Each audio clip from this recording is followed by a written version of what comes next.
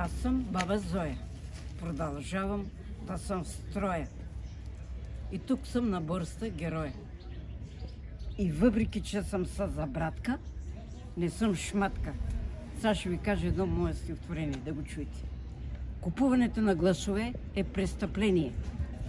Взимайте им паричките без притеснение. Но преди да гласуваш, моля те да умуваш, за в бъдеще да не стъчкуваш.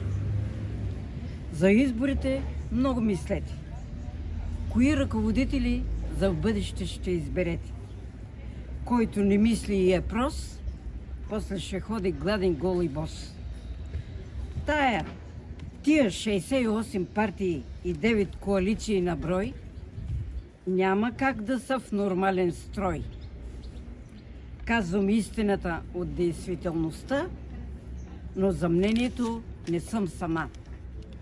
Тия 240 депутати да се съкратят, до 40 на брой да се намалят, а те да поемат отговорността и да се справят задължително с действителността.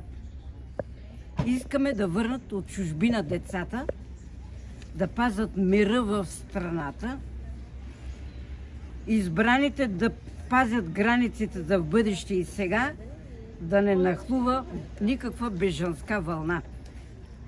Искаме да живеем в неутрална страна и да няма никога война.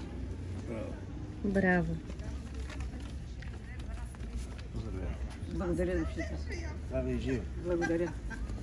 Откачвам от време на време на поезия.